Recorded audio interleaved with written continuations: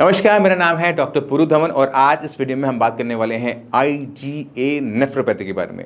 अब ये जो नाम बड़ा कॉम्प्लिकेटेड सा है, पेशेंट को समझ भी नहीं आता उसके साथ हो क्या रहा है। तो इस वीडियो में कोशिश करूंगा कि जिन जिन पेशेंट को आईजीए नेफ्रोपैथी है वो इस वीडियो को देखकर समझ जाएं कि उनके साथ चल क्या रहा है। तो सबसे पहले शुरुआत करते हैं आईजीए नेफ्रोपैथी में से आईजीए के ऊपर। ये आईजीए होता क्या है? तो हमारी बॉडी में एक डिफेंस सिस्टम है जो हमें हर बीमारी से बचाता है। हमें सर्दी खांसी जुकाम से बचाता है, हमें कोविड से बचाता है, हमें बैक्टीरिया से बचाता है। बट ये जो डिफेंस सिस्टम है ये किसी चीज़ का बना हुआ होगा और वो होते हैं इम्यूनोग्लोबिन्स। ये जो इम्यूनोग्लोबिन्स है ये कोई भी इन्फेक्शन को आया उसे मार देगा। मगर अगर यही आईजीए इम्यूनोग्लोबिन जो हमें बचा रहा है इन्फेक्शन से, बैक्टीरिया से, वायरस से, फंगी से, अगर यही हमारे शरीर को दुश्मन मांग के अटैक कर दे तो आपने पढ़ा होगा बायोलॉजी की क्लास के अंदर कि किस तरह से हमारे डब्ल्यूबीसी फाइट करते हैं बैक्टीरिया के साथ, अदर ऑर्गेनिज्म के साथ। अगर यही जो आपका इम्यून सिस्टम है आपके खिलाफ कर दे, बगावत कर दे, फिर क्या होगा? वो होगा आईजीए नेफ्रोपैथी। आईजीए क्या करता है कि जहाँ पर उसको किसी चीज़ को मारना होता है ना, जैसे बैक्टीरिया से मारना है तो उसे जाकर चिपक जाएगा और वहाँ पर इन्फ्लेमेशन पैदा करेगा। तो बैक्टीरिया तो मर जाता है, बट अगर यही आईजीए नेफ्रोपैथी का जो आईजीए इम्यूनोग्लोबिन है वो आपकी किडनी में चला जाएगा, आपकी किडनी में जाकर डिपॉजिट हो जाएगा, वहाँ पे इसको मारने की कोशिश करेगा तो क्या होगा? वहाँ पे स्वेलिंग आनी शुरू हो जाएगी।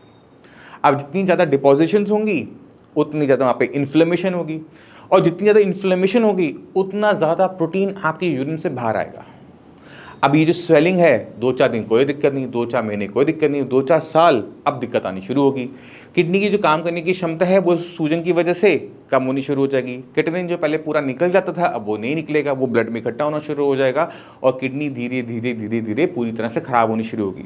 अब ये आईजीए जो नेफ्रोपैथी है ये जब आपके शरीर में आ गई है तो एक और बड़ी बीमारी पैदा करती है, वो है ब्लड प्रेशर। क्योंकि किडनी हमारा बीपी का कंट्रोल करने का भी काम करती है। अब जब किडनी को नुकसान होना शुरू हुआ तो किडनी क्या करेगी? बीपी बढ़ा देगी। अब पहले एक बीमारी से नुकसान हो रहा था आईजीए नेफ्रोपैथी से, अब आईजीए नेफ्रोपैथी के साथ एक और बीमारी हाई ब्लड प्रेशर की लग गई।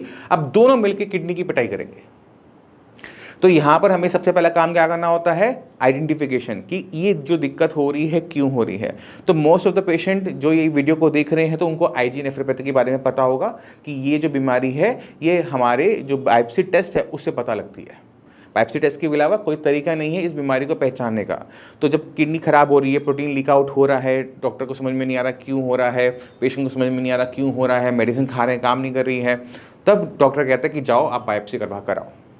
जब बायोप्सी के अंदर वो सैंपल देखा जाता है कि किस तरह का नुकसान हुआ है, तो समझ में आता है ओह ये तो आईजीए नेफ्रोपैथी है, ये तो चमक रहा है अलग से।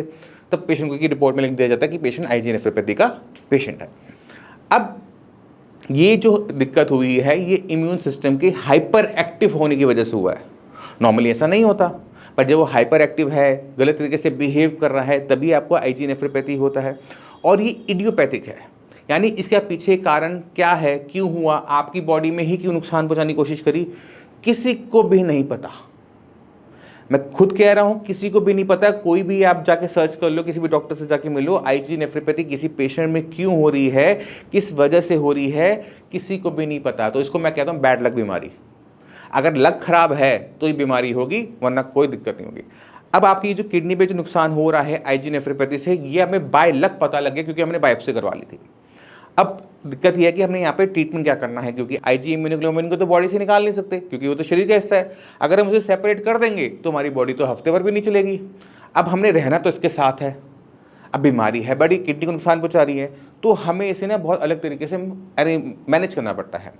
तो जैसे हम बात करते हैं एलोपैथिक मेडिसिन की, तो उसमें क्या मेडिसिन आती हैं? इम्यूनिटी गिराने वाले स्टेरॉइड्स होते हैं। अब हम जो स्टेरॉइड हैं वो ज़िंदगी भर तो खा नहीं सकते, तो जब तक हम स्टेरॉइड्स खा रहे हैं तब तो थोड़ा बहुत आराम मिलेगा, और जैसे स्टेरॉइड हटाएंगे वापस बीमारी पहले से भी ज़्यादा बढ़कर आएगी। दूसरी दिक्कत क्या होगी? जो स्टेरॉइड खाएं उससे और बीमारी पैदा होगी।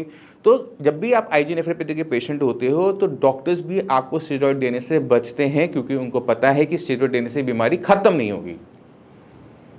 जब तक स्टेरॉइड खा रहे हैं तब तक काम चलेगा। अब 2-4 महीने खा भी लिए तो भी आपकी पूरी ज़िंदगी तो काम बना नहीं ना। तो शुरुआत में ही इसको पसंद नहीं करते कि इसमें लग पेशेंट को स्टेरॉइड दिए जाएं।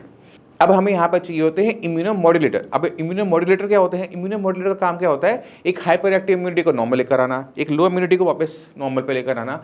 और यहाँ पर काम करता है नेचर। नेचर से बड़ा कोई हीलर नहीं होता। ये हम सब जानते हैं। तो हमें यहाँ पर यूज़ करना पड़ता है ऐसी मेडिसिन जो अपना इम्यूनोमॉड्यूलेटर हो, और इसमें गिलोय बहुत अच्छा काम करती है क्योंकि वो इम्यूनोमॉड्यूलेटर है। वो इम्यूनिटी को इन्हांस करती है बट मॉड्यूलेट करते हुए, उसे सुपर हाइपर एक्टिव नहीं बनाती और उसको बिल्कुल सप्रेस नहीं करती स्टेरॉइड की तरह, और एंटी इन्फ्लेमेशन भी है इसके अंदर। तो अगर हम ऐसी कोई मेडिसिन यूज़ करते हैं, जैसे मान लो गिलोय यूज़ कर रहे हैं या फिर हल्दी का कोई अच्छा सा हम कंपोजिशन यूज़ कर रहे हैं, एंटी इन्फ्लेमेशन और इम्यूनोमॉड्यूलेटर होने की वजह से हमें आईजी नेफ्रोपैथी के पेशेंट में आराम देखने को मिलना शुरू हो जाता है कि उसके जो यूरिन में प्रोटीन लॉस हो रहा है वो बंद हो गया, क्रिएटिनिन बनना बंद हो गया। बट इसमें बस एक छोटी सी दिक्कत ये होती है कि अगर पेशेंट की को मेडिसिन सेट हो जाए, यानी पेशेंट को उससे आराम मिलना शुरू हो जाए, तो पेशेंट की मेडिसिन बंद करना इतना आसान नहीं होता, क्योंकि हम अक्सर देखते हैं कि जब हम मेडिसिन को विड्रॉ करते हैं तो पेशेंट की बीमारी फिर से निकलना शुरू हो जाती है। तो उसे बनाए रखने के लिए, दबाए रखने के लिए एक कांस्टेंट छोटी डोज में हमें मेडिसिन को हर रोज पेशेंट की बॉडी में डालते रहना पड़ता है जब तक वो अच्छे से काम कर रही है। जिन जिन लोगों को आईजी नेफ्रोपैथी है उन्होंने इस बीमारी से लड़ना नहीं है, इसको सुला देना है। अगर ये सो गई तो प्रोटीन आपका यूरिन में बंद हो जाएगा और आप सेफ हो जाएंगे। तो मैं उम्मीद करता हूँ इस वीडियो से आईजी नेफ्रोपैथी के बारे में आप काफ़ी कुछ जान गए होंगे, समझ गए होंगे। फिर भी माइंड में कोई भी डाउट है, कुछ भी पूछना चाहते हैं, मोस्ट वेलकम है। आप शेयर्स में आकर अपने आप को दिखा सकते हैं। और इसी के साथ आप सभी में चलेंगे आगे चाहूँगा। मिलते हैं अगले वीडियो में, तब तक के लिए नमस्कार।